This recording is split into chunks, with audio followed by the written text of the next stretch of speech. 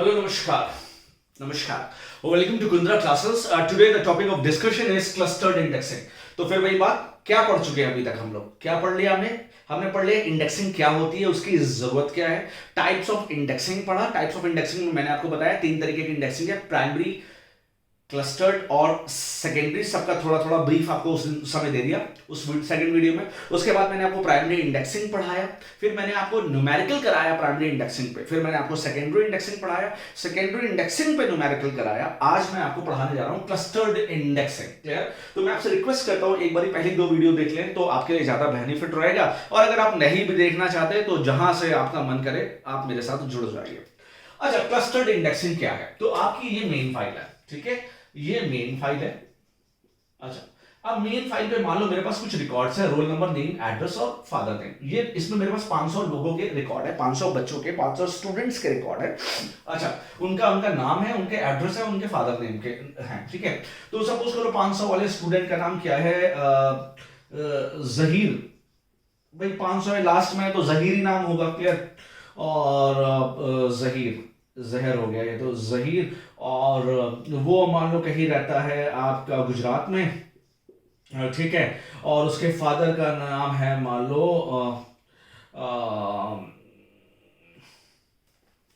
कोई मुस्लिम नाम,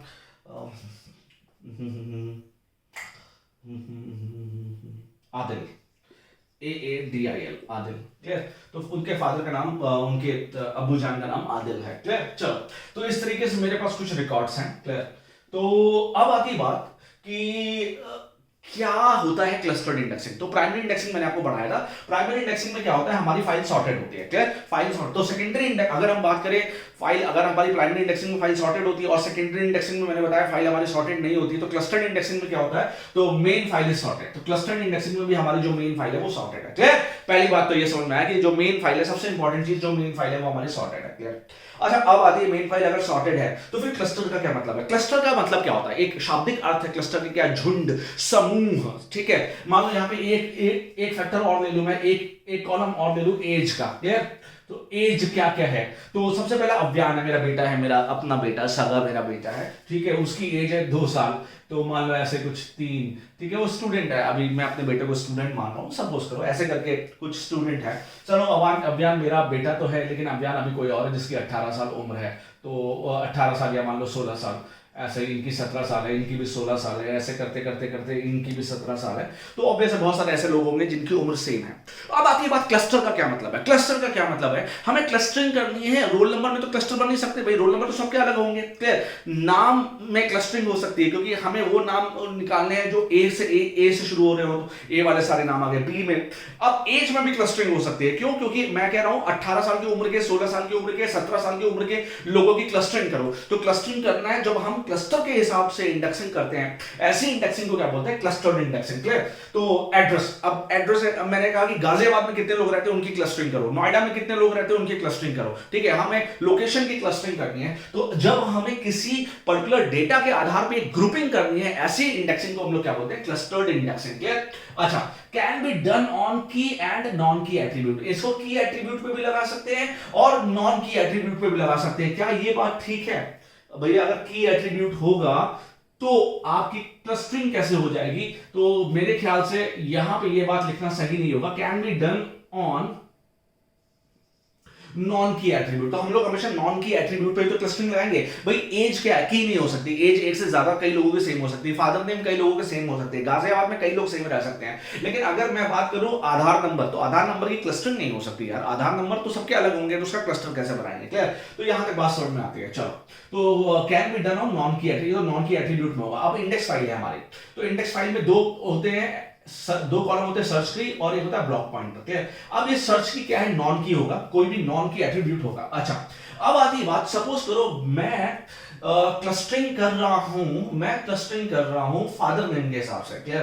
तो फादर नेम के हिसाब से कर रहा हूं या मान लो नेम के हिसाब से क्लस्टरिंग कर रहा हूं, तो सबसे पहले मैं या फादर नेम के हिसाब से कर रहा हूं, तो क्या फादर नेम, एक बात बताओ, क्या ये जरूरी है कि जो अव्यान के फादर का नाम भी ए से शुरू हो, जो रोल नंबर 1 है उसके फादर का नाम भी ए से शुरू हो? ऐसा जरूरी नहीं है, क्लियर। क्या ये जरूरी है कि भाई, अब आप देखो जेड नाम, इस बच्चे का नाम जेड से शुरू हो रहा है लेकिन फादर का नाम ए से शुरू हो रहा है, तो इस समय ऐसे केस में हमारा ये जो फैक्टर है वो नॉन सॉर्टेड है, वो हमारा फैक्टर नॉन सॉर्टेड है। क्लियर? तो अब मान लो मैं आधार बना रहा हूं, क्लस्टरिंग कर रहा हूं फादर नेम के हिसाब से कि कितने लोगों के नाम आनंद है, ए से शुरू हो रहे हैं, कितने लोगों के नाम बी से शुरू फादर में।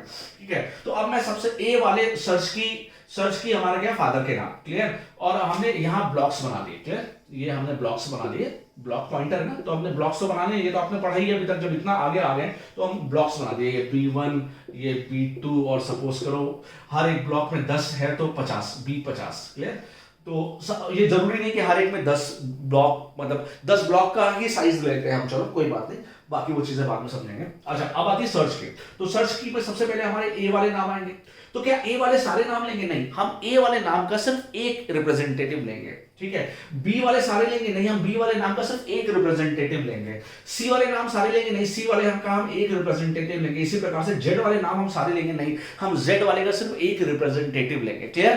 तो अब उसके बाद अगर कोई ये चाहेगा कि फादर नेम में कौन से ए वाले शुरू हो रहे हैं, तो अब इस केस में क्या होगा, अब हमें पता तो है नहीं कि हो सकता है भाई अगर ए वाले नाम है तो वो यहां पे भी आ रहा है, ए वाला नाम यहां पे भी आ सकता है, फादर जी ए वाले फादर यहां पे भी आ सकते हैं, ए नाम के फादर यहां पे भी आ सकते हैं। वो किधर आएंगे तो वो तो हमें पता नहीं है। तो हम क्या करेंगे, एक इंटरमीडिएट, याद रखना बहुत इंपॉर्टेंट बात बता रहा हूं, एक इंटरमीडिएट फाइल बनाएंगे, एक इंटरमीडिएट फाइल बनाएंगे या से लेयर बनाएंगे, जो क्या करेगा, जो ये ब्लॉक पॉइंटर किसकी, अगर मान लो ए वाले बहुत लोग हैं, ए वाले 10 लोग हैं, तो क्या करेगा, ये इंफॉर्मेशन रखेगा इस ब्लॉक की, और यहां पे मान लो 10 ए वाले नाम है। ठीक है, तो ये हो गया 9 और ये हो गया 9 और ये हो गया 10। क्लियर? 1 2 3 4 5 6 7 8 9 10। तो ये वाला पहले वाले एक ही रख लेगा, ये वाला ये किसी दूसरे वाले, ये ना फादर नेम तो यहाँ पे शुरू हो रहा है, यहाँ पे ये वाले इनकी इंफॉर्मेशन रख लेगा, ये वाला इनकी इंफॉर्मेशन रख लेगा, ये वाला किसी और की इंफॉर्मेशन रखेगा।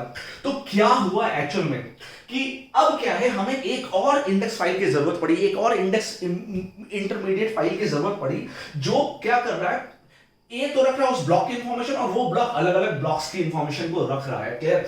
तो अब आती बात, ये सबसे इंपॉर्टेंट पॉइंट ये है कि कौन सी इंडेक्सिंग यूज होती है। सबसे पहले स्पार्स इंडेक्सिंग यूज होती है। क्यों? क्योंकि हम हर वैल्यू को तो जगह दे नहीं रहे इंडेक्स फाइल में। जब इंडेक्स फाइल में मेन फाइल की हर वैल्यू को जगह मिले, जब मेन फाइल की हर वैल्यू को इंडेक्स फाइल में जगह मिले तो उसे बोलते हैं डेंस इंडेक्सिंग। जब मेन फाइल की हर वैल्यू को इंडेक्स फाइल में जगह ना मिले उसे बोलते हैं स्पार्स इंडेक्सिंग। और हमने ये देखा कि मेन फाइल की हर वैल्यू को यहाँ पे जगह नहीं मिली, हमने किसी ए वाले का सिर्फ एक ही रिप्रेजेंटेटिव चुना, बी वाले का सिर्फ एक ही रिप्रेजेंटेटिव चुना, तो इसलिए ये कौन सा है, स्पार्स इंडेक्सिंग। चलो अब आती बात नंबर, अगर तो स्पार्स इंडेक्सिंग यूज होती है। Number of entries in index file, index file में एंट्री कितनी होंगी, इंडेक्स फाइल में एंट्री हमेशा कम होंगी, लेस होंगी या बराबर होंगी। मान लो हर बंदे का फादर का नाम अलग है, ऐसा भी तो हो सकता है 500 बच्चे और 500 बच्चों के, सबके 500 के बच्चों के पापा के नाम सबके नाम अलग है। ये कोई जरूरी थोड़ी कि दो लोगों के नाम सेम मिल ही जाए, भाई हो सकता है कि सबके फादर के नाम अलग हो।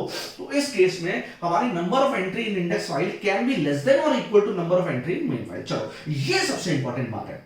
यहां पे हमारा सर्च क्राइटेरिया क्या होगा और सर्चिंग टाइम कितना होगा। एक तो हमारा इंडेक्स फाइल सॉर्टेड है, ठीक है, तो बाइनरी सर्च तो लगेगी, तो बाइनरी सर्च लगेगी, तो बाइनरी सर्च की कॉम्प्लेक्सिटी कितनी होती है, log 2। ठीक है, log 2n, तो एक तो हमारी ये कॉम्प्लेक्सिटी आ गई भैया log 2n, क्योंकि हमें फाइल को सर्च करने में इतना टाइम तो लगेगा।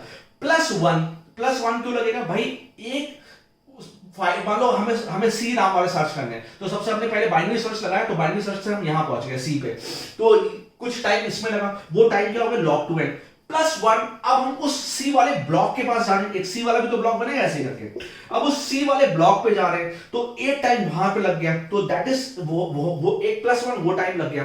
अब यहां पे सी वाले हो सकता है कई एंट्री, हो सकता है एक ही एंट्री हो सकता है एक से ज्यादा एंट्री हो, तो मान लो अगर 10 एंट्री हो तो +10 ये भी तो लग जाएगा, या +5 या 4, या मान लो अगर ये भी सॉर्टेड है तो 2 ये लग गया, ठीक है, और +1 ये भी लग जाएगा, ठीक है, +1 और फिर यहां से यहां जाने में तो एक ये भी लग जाएगा। तो ये जो हमारी वैल्यू, इसलिए हमने बार बार +1 ना लेके मैंने ये लिख दिया कि number of access required is log 2n, तो लगेगा ही लगेगा, इसको करने हैं +1 भी लगेगा, और इससे ज्यादा भी लग सकता है। मान लो अगर एक ही एंट्री है, मान लो एक ही एंट्री है, तो हम तो यहां पे जाने की जरूरत नहीं, हम तो सीधे डायरेक्ट ही चले जाएंगे। और अगर एक से ज्यादा एंट्री है तो उस केस में हमें इससे वैल्यू ज्यादा भी लग सकती है। और अगर एकदम एक्यूरेट कर दूं तो यहां पे आप +1 जरूर लगा लीजिए। क्यों +1 क्यों लगा लीजिए?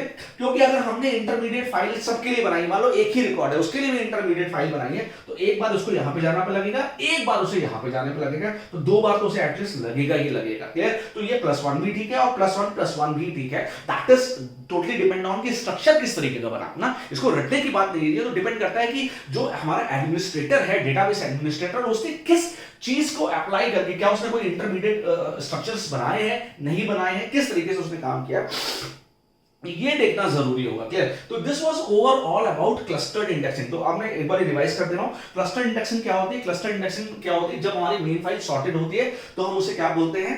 क्लस्टर इंडेक्सिंग में हमारी मेन फाइल सॉर्टेड होती है, can be done on non की एट्रीब्यूट। इसको हमेशा हम लोग नॉन की एट्रीब्यूट में ही क्लस्टरिंग करेंगे। ऑब्वियस सी बात है कि क्लस्टर किसके बनाएंगे? जो नॉन की होंगे उससे कहां क्लस्टर बनाएंगे। स्पार्स इंडेक्सिंग यूज होती है। क्यों स्पार्स इंडेक्सिंग यूज होती है? क्योंकि मेन फाइल के हर रिकॉर्ड को हम लोग जगह नहीं देते, कुछ चुनिंदा रिकॉर्ड को ही जगह देते हैं। और क्या ये वाली बात, number of entries in index file बराबर होती है number of entries in main file? हो भी सकती है और कम भी हो सकती है, बराबर भी हो सकती है। अगर हर रिकॉर्ड अलग अलग है तो बराबर होगी, और हर रिकॉर्ड कई रिकॉर्ड कॉमन है तो कम होगी। क्लियर? और सबसे इंपॉर्टेंट बात तो जो मैंने आपको ये समझाई कि इसकी कॉम्प्लेक्सिटी कितनी होगी, एक्सेस कितना लगेगा, log 2n +1 क्लियर? तो ये ओवरऑल था क्लस्टर्ड इंडेक्सिंग के बारे में। क्लियर?